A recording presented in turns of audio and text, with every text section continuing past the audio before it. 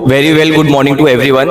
तो सबसे पहले तो मैं आपको बताना चाहूँगा कि आज मेरे साथ इनॉर्मस फाउंडेशन के हेड श्री लोकेश मिश्रा सर जुड़े, जो इनॉर्मस फाउंडेशन को चलाते हैं, उसके मिशंस को अंजाम देते हैं। और सबसे पहले तो सर मैं ये बोलूँगा कि जो मेरे व्यूअर्स सबसे पहली बार आपका वीडियो देख रहे हैं या फिर आपके बारे में देख रहे हैं, तो एक ब्रीफ इंट्रोडक्शन बता दीजिए अपने एनजीओ के बारे में, ताकि उनको भी एक नॉलेज मिले कि आपका एनजीओ किस बारे में काम करता है। मैं मेरे बारे में बताना चाहूँगा। मैं Lokesh Mishra, national level player हूँ, एशियन गोल्ड मेडलिस्ट 2018-19।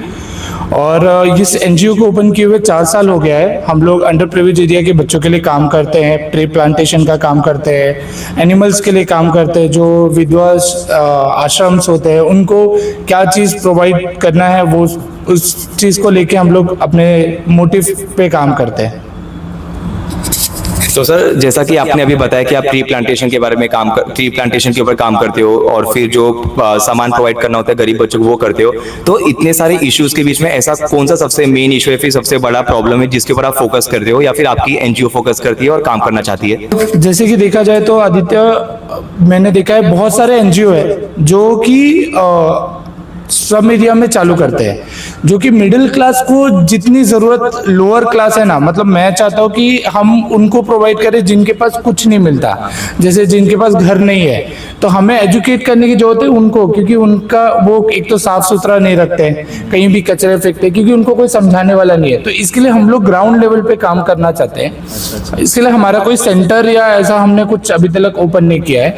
हम उनके पास जाके, जहाँ भी ब्रिज के नीचे रहते हैं या फिर वो बाहर रहते हैं, उनके पास जाते हैं, उनसे मिलते हैं, उनकी प्रॉब्लम्स को सॉल्व करते हैं, उनको एजुकेट करते हैं कि कैसे इन्वायरमेंट को क्लीन रखना चाहिए, अपने आप को क्लीन रखना चाहिए, हाइजीन को मेंटेन करना चाहिए। वैसा हमारा मेन जो प्रॉब्लम फेस करना पड़ता है मेरे को सारी चीज़ों को लेकर।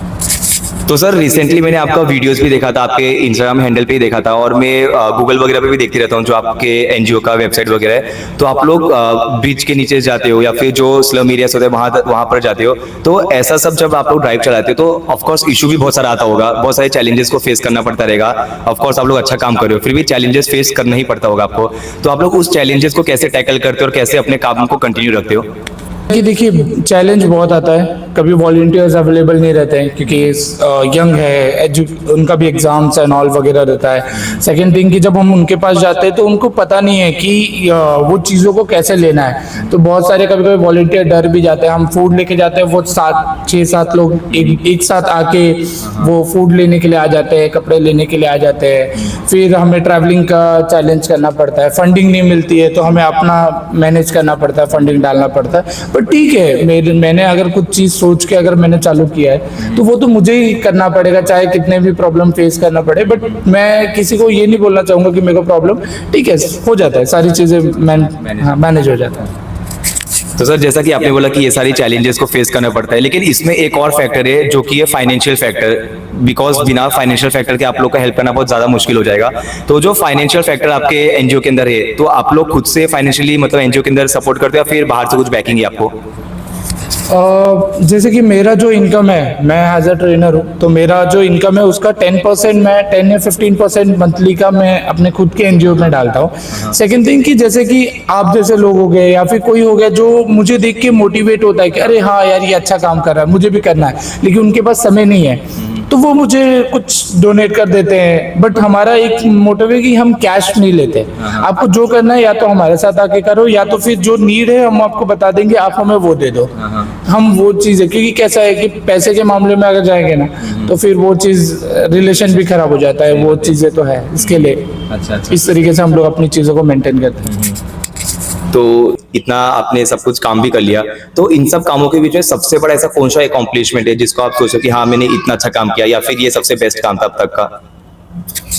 पहले तो जब मैंने चालू किया तो मेरे पास सिर्फ 2 वॉलंटियर्स थे।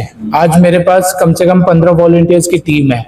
लोग मोटिवेट होके मुझे कॉल करते हैं, मैसेज करते हैं कि मुझे बर्थडे सेलिब्रेट करना है स्लम एरिया में। जैसे कि पहले लोग क्या करते थे, होटल्स में जाते थे सेलिब्रेट करने के लिए, एनिवर्सरी होटल में जाते सेलिब्रेट करने। आज लोग मुझे मैसेज करते, कॉल करते इसलिए कि हमें स्लम एरिया में सेलिब्रेट करना है, हमारे बच्चों का बर्थडे उन बच्चों के साथ सेलिब्रेट करना है जिनके पास वो कभी बर्थडे नहीं मनाते।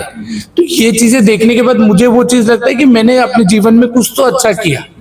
जिस वजह से मैं किसी और की खुशियां किसी और तक तो पहुंचा पा रहा हूँ। तो मेरे लिए यही सबसे ज्यादा मोटिव है।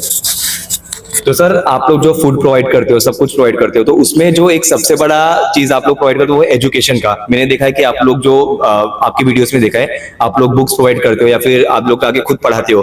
तो उसका एक सबसे बड़ा मतलब चेंजेस क्या दिखा आपको वो बच्चों के अंदर, मतलब जैसे कि मोटिवेट हो गए तो फिर पढ़ने की उनके अंदर चाहत आ गई, सब कुछ। तो वो एक इफेक्ट कैसा है उनके अंदर, क्या था?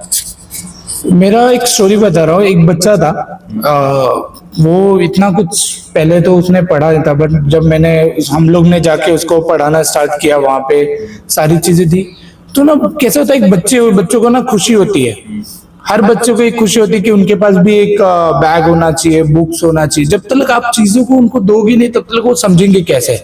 तो वो मैंने देखा कुछ समय के बाद आके मुझे अपना इंट्रोडक्शन दे रहा था। जैसे हमने जो भी उसको पढ़ाया था कि माई सेल्फ, अपने बारे में बता रहा था। फिर वो किसी और को समझा रहा था कि ऐसे प्लास्टिक नहीं फेंकना चाहिए, पेपर का बैग, हमने बच्चों को पेपर के बैग बनाना सिखाया, प्लास्टिक ना यूज करे, जैसे न्यूज़पेपर से पेपर के बैग्स कैसे बनाते हैं। तो वो सारी चीजें देख के मुझे ऐसा लगा कि नहीं, कहीं तो कहीं बच्चों के अंदर सुधार आ रहा है, और आना भी चाहिए, क्योंकि अगर हम इतनी मेहनत कर रहे हैं तो वो उनके अंदर दिखना भी चाहिए।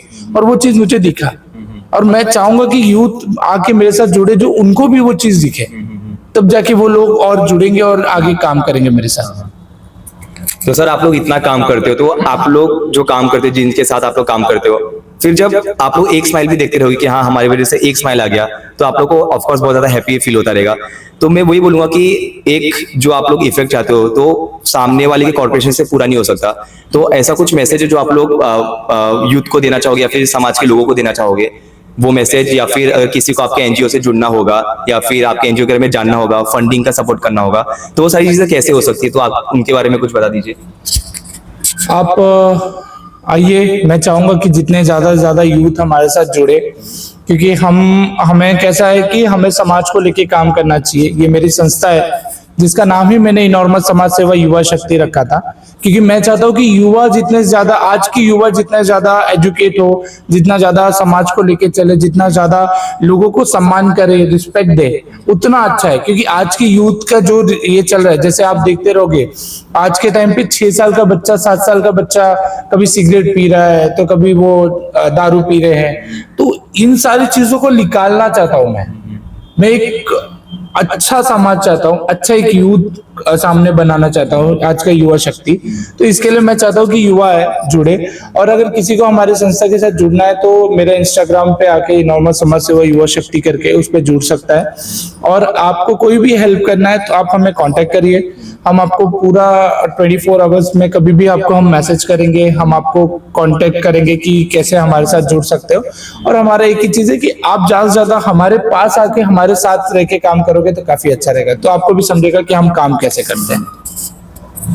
तो सबसे पहले तो सर मैं आपको बहुत बहुत ज्यादा दिल से थैंक यू बोलना चाहूंगा, क्योंकि मुझे ये पता था कि आज भी आपको जाके ड्राइव करना है, फूड डिस्ट्रीब्यूशन वगैरह सब कुछ करना है, उसके बाद भी आपने अपना इंपॉर्टेंट टाइम निकाला मेरे लिए इंटरव्यू देने के लिए। तो बहुत बहुत थैंक यू उसके लिए सबसे पहले तो।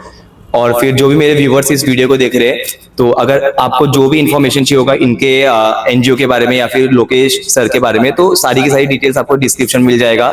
एनजीओ का जो भी लिंक रहेगा वो मिल जाएगा, सर के इंस्टाग्राम का हैंडल आपको मेरे डिस्क्रिप्शन मिल जाएगा। तो वहां से जाके आप लोग रीच आउट कर सकते हो, सर के बारे में जानिए, एनजीओ के बारे में जानिए। और मैं यही चाहूंगा और सर भी यही चाहेंगे कि जितने ज्यादा से ज्यादा लोग पॉसिबल हो पाए जुड़े समाज के साथ, इनके एनजीओ के साथ, और फिर उस ड्राइव में हेल्प कीजिए, चेंज में हेल्प कीजिए। थैंक यू सो मच देखने के लिए वीडियो। जय हिंद, जय भारत।